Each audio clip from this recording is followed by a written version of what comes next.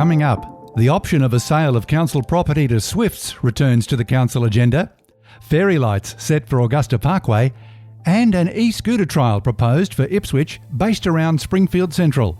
It's Saturday, November 6, 2021, and I'm Alan Roebuck. Welcome to Ipswich Today, which acknowledges the traditional custodians of the land on which it is produced and pays respects to elders past, present and emerging. This podcast is supported by Kinetics, people-powered web hosting trusted by Australian businesses since 1999. The proposed sale of a council-owned building and car park in Cameron Park, Beval, currently on a long-term lease to Swifts, is being revisited again. The November Growth, Infrastructure and Waste Committee grappled with the options presented after hearing from Council's Property Services Manager, Brett McGrath. Yep, it wouldn't. It's only taking the area that they currently use, and that's that. The rest of the park remains open to the public. Mayor Teresa Harding highlighted this issue has been before councillors previously. Mr McGrath, I think it's really good to clarify. This obviously came to us last year, and during that process, Swifts withdrew. Mm-hmm. Would you mind giving an update? Obviously, there was an issue of contention over the maintenance of the building. I think council held that council had reduced the rent or the lease, mm-hmm. and that Swifts would take on the maintenance. Mm-hmm. Subsequent legal work found that that's not necessarily the case. Do you mind providing an update as to what happened and why? And I guess I see in the report where it says that it'll cost over $5 million to maintain the facility, but it's also my understanding that just to get it up to scratch now is going to cost about $4 million. That's correct. So the original lease was intended to give Swifts an opportunity to lease the building, and that was in 2001, and then the rent was supposed to be scaled up to be 10% of the land value. So that was then amended in 2009, where we gave a reduced rent down to $12,000, then plus CPI increases. And at the same time, they were given an extra 10-year option on the lease, as well as we had negotiated to there was a new table that was drafted from a condition assessment report for a maintenance schedule at the time, but however, it wasn't updated or amended within the lease at the time. So I guess we were of the understanding that it was an agreed sort of maintenance schedule, but Swifts sort of have claimed that they haven't been aware of that, so we've sort of reverted back to what the maintenance schedule within the lease is now. So I've drawn up a table that sort of reflected who's responsible for what there, and then we've gone and assessed what our obligations are under the lease to maintain that and the costs associated with that. And when we've looked at it, a lot of the asset is starting to fail and getting to end of life. So the preferred method would be to do a whole refurbishment of the building, mm-hmm. And then maintain the asset from there. And the cost of that, as I said, over that 10-year period within the report, I think it's $5.2 million, around that. So if we selected option A, recommendation A, there will be immediate cost to the council of about $4 million. Yes, there's some immediate works to happen now, which we've had a quote for, which is the air conditioning, and we've replaced the lift already, but there's a lot of other work that should happen straight away as well. So, yep. Right. I have to ask, Mr. Brown, are there other leases that we have in the organisation where we were under the assumption that the leaseholders were doing maintenance, and that's not the case? Have we gone through the organisation to see if there were any other exposures like that? We haven't probably gone through everything to find everything, but yes, there are others that have been like that, yes. Okay. Councillor Paul Tully. Just two questions. That leased area, proposed leased area and proposed sale area, does that include the land right up to the edge of the footpath on Brisbane Road? No, it doesn't. No, so that's a separate Yes. green sort of area in a way, even though there's a roadway through there. Yeah, still. Yeah, and there's no legal impediment in council selling directly to the lessee? There's not, because they're a community group. We can apply the exception under 236 of the local government regulation and sell it to them directly. So that an option would be to go wider and look for tenders or persons to submit proposals? The problem is, if we go to tender, then we're selling it with a lease in place, and it's not a lease that's on commercial terms, so it's likely to not attract any potential buyers on that basis. Yeah, I understand. Thank you. Yeah. There's a substantial difference in the concession rate council currently charges Swifts compared to what the commercial rate would be. Mayor Harding again. What would be the commercial leasing? Because at the moment it's about $16,000 a year. Within the report, I've said that once it's fully renovated, and we're just looking at the average floor plates are about 1,000 square metres, so that's 2 levels, 2,000 square metres, and about $350 a square metre would be probably the market rate gross. So you're looking at $700,000. $700,000 a year. Gross, yeah. Councillor Kate Kunzelman raised the issue of poor community consultation last time this came before the committee. From memory, there were some concerns about the quality of the community consultation last time. Mm-hmm.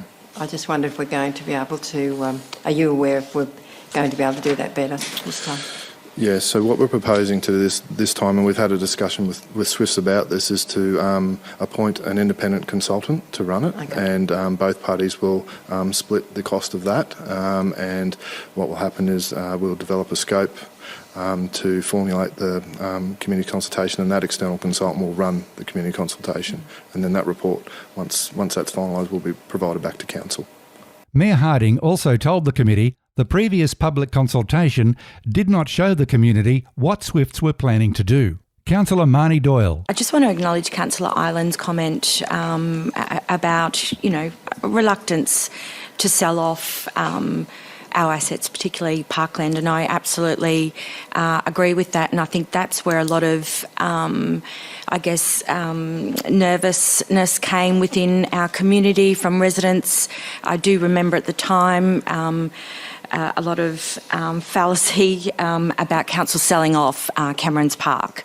So when in fact we were only looking to transfer out that small portion that is already occupied by Swifts. So I think it's important during our consultation with the community that it's very, very clear the footprint is no greater than that already occupied by Swifts. The committee voted to recommend that council consider selling the property occupied by Swifts. Mayor Harding. So the varied motion states that council consider possible disposal of land to Swifts following community consultation and consider selling the land and facility to Swifts after considering the results of community consultation on disposal. All those in favour, please raise your hand. Thank you. It's unanimous and carried. Thank you.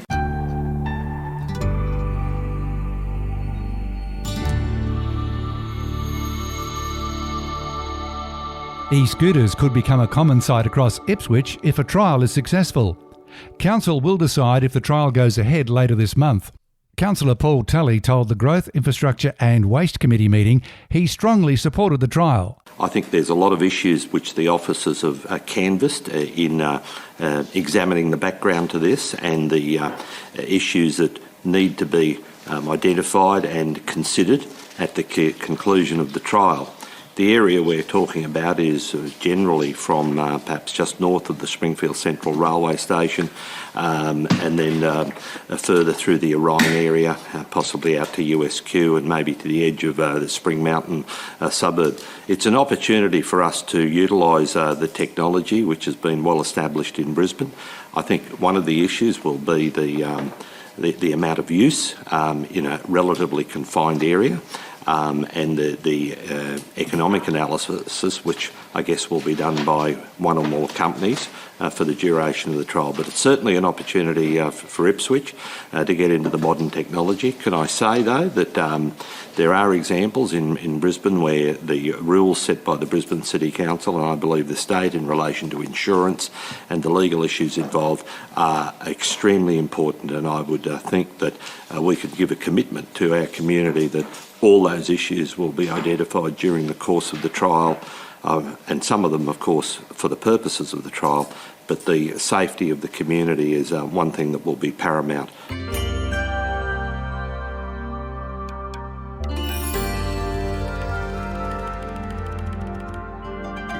Augusta Parkway looks set to be enhanced with the addition of fairy lights if Council adopts the committee's recommendation. Money to pay for it will come from the Springfield Town Centre Transport Fund, which received contributions from developments in the town centre in recent years. Councillor Paul Tully highlighted one intersection for extra attention. More a technical one in relation to the reference to the roundabout at the corner of Augusta Parkway and Tournament Drive and the lighting of those, and that's the entry point into the Brookwater Golf Club. I've noticed that there's 3 established trees there. 2 of them, certainly from a driver's point of view, appear to be dead. They certainly have no fresh leaves on them since winter. So perhaps if we're going to utilise that, the lighting just for one tree mightn't be brilliant. No. And hopefully we might be able, and they're reasonably established eucalypt trees. So I assume they're eucalypt trees. Obviously, I'm supportive of this. Lighting in community is it's got a bit of a wow factor, and it helps a community. And Augusta Parkway is the busiest suburban road in the city of Ipswich, besides the state highways. So, if those trees could be looked at as a matter of priority, I think that'll be important, because that seems to be fundamental to have a nice segment of lighting in that roundabout. A reminder to look for handy links in the show notes, including Council's YouTube channel, where you can watch all committee meetings in full.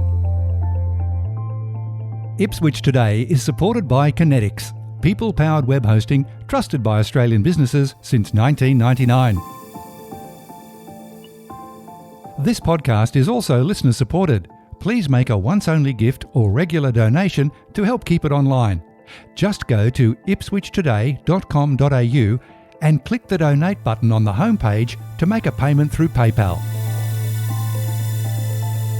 Follow and stream this podcast from your favourite app, including iHeartRadio and Amazon Music Podcasts, or play Ipswich Today from smart speakers. Music is supplied by Purple Planet Music.